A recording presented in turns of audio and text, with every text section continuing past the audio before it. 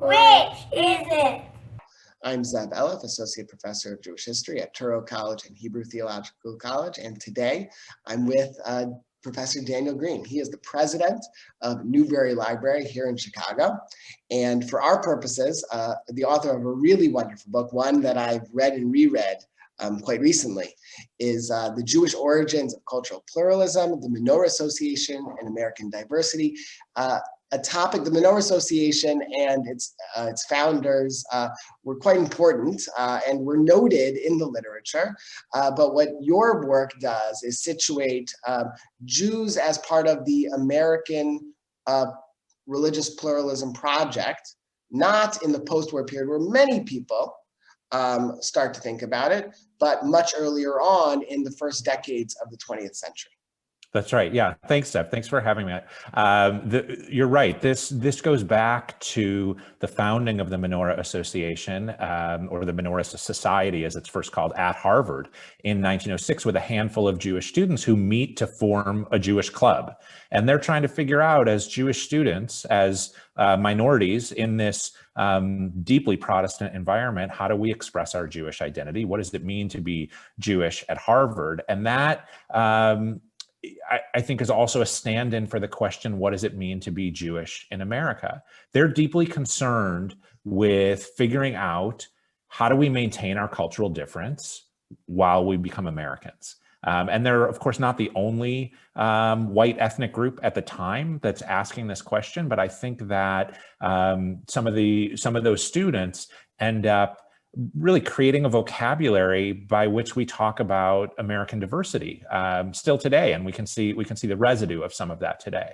And they're attracting, and maybe because of the youth project, these are young people.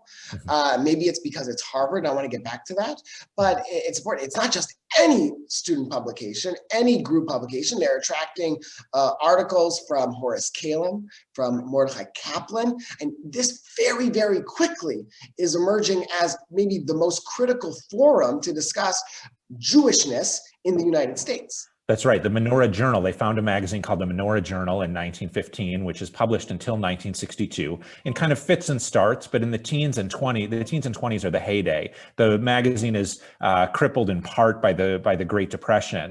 But if you look at the magazine in the teens and 20s, you're right. You're seeing Horace Kalin, you're seeing Mordechai Kaplan, Lionel Trilling's first publication is I believe it's a book review, if I'm remembering correctly, in the Menorah Journal. Even Hannah Arendt is publishing in the Menorah Journal the important article, We Refugees, talking about a later period, of course. But it's one of the leading, if not the leading, journal of Jewish opinion in the English language in the United States in the teens and 20s, absolutely. And what they're concerned with, what's so interesting, is they're concerned with the breadth of the Jewish humanities. So there's Jewish art, there's Jewish literature, there's Jewish history, there's politics and current events, of course, but they're deeply concerned with the idea, or they're motivated by the idea that Jewish identity doesn't necessarily have to be a religious identity. And they're young, they're idealistic, but they believe that the Jewish humanities can be a center or an anchor of Jewish identity in America. And somebody else who contributes, I think, 2 articles is President Charles Eliot of Harvard. That's right. How important is it that this project is taking place at America's foremost university? I think it's critically important that it's at Harvard. Think about it. I mean, Jewish students at Harvard, there's maybe 24 Jewish students at Harvard in 1906 when this group is founded. I argue in the book their parents could not have imagined going to Harvard, right? So think about that change over one generation, that here they are, Horace Kalin, for example, comes here as a 5-year-old with his Orthodox rabbi father, comes to Boston, and of course his father wants Kalin to be a rabbi, and Horace Kalin has no interest in being a rabbi, and here he is. Otherwise. Right, and then here he is as a young man at Harvard, really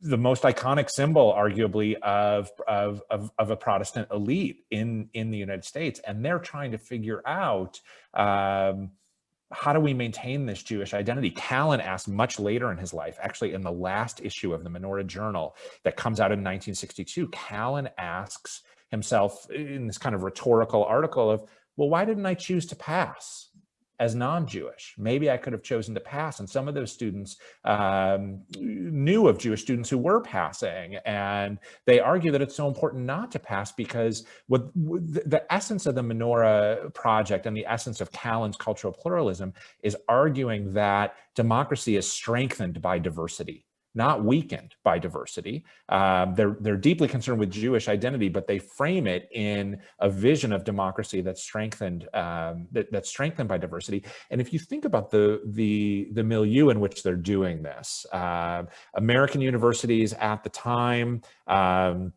talk about this as the language of administrators of Jewish students invading these universities.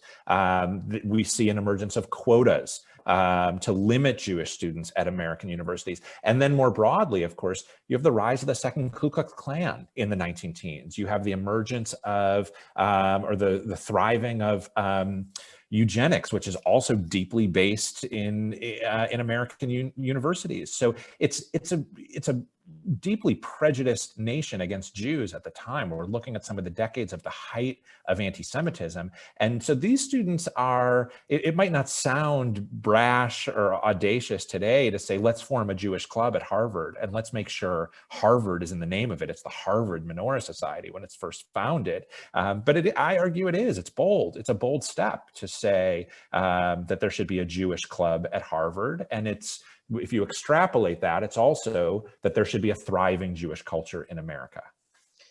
And that it's happening not just at Harvard, but also in New England. It's a type of Americanization. It's a very complicated term, Americanization. Callan is the one who really gives it so much currency. But you can imagine that if the project took place, say, in the Midwest or in the South, Americanization would have taken on a different legacy for Jews. Right. And you mentioned that it's a project, the Menorah Society is for the humanities. What does that do for the Jewish interpretation of how they can make it in America, that it's at Harvard, that it's New England? Maybe it's one of the highest scalable walls, right? To make it at Harvard, and it's a time. It's a time where what they're arguing is really they're arguing against the grain, right? This is in the mid 19-teens. We see presidential campaigns where candidates are running on 100% Americanism. They say some candidates say I don't want to vote from someone who's not 100% American. The language of hyphenation. That you can't be a hyphenated American, whether it's Jewish American, Italian American, whatever white ethnic group you're talking about. And Callan, in contrast, argues his 3-word explanation is democracy is hyphenation. He writes that in 1915, democracy is hyphenation. So maybe the fact that it is in that kind of old stock New England land that this is coming out, I think is really critical. It's not some kind of romantic American frontier, as problematic as that is, notion of identity being forged on the frontier. These are Jews arguing that Jews belong in some of the most elite American institutions. Right, and so this is a case study or a critical window to understand this Jewish and American project. In these decades, is there another area that has not necessarily, because I think very strongly that in the last 10 years, you tapped into something which people knew about. People knew about the Menorah. If you Google it, you'll find that other people have written about it, but nobody obviously has a full monograph like you had done. Is there another space that we could flesh out our understanding of this pluralism project for both Jews and for Americans? I think so, and I think it's about intergroup relations. More could be done, and I didn't.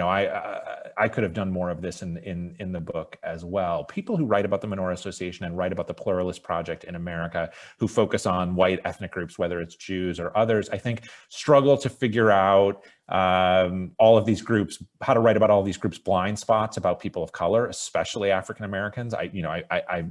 My book covers that, but I think thinking about what kind of conversations were going on across color lines is certainly an area for further study, as well as I argue in the group that this is in the book that this is a very masculine project. It's a gendered project, and there are only men at Harvard at the time, right? Right. There are some women's intercollegiate Menorah Association societies at various universities and colleges around the country, but the language that we see from the central office of the Intercollegiate Menorah Association describing this women's work would be interpreted as offensive today. But I think that American Jewish women, I think exploring what role American Jewish women play in the emergence of cultural pluralism is still an open space as well, where more could be done.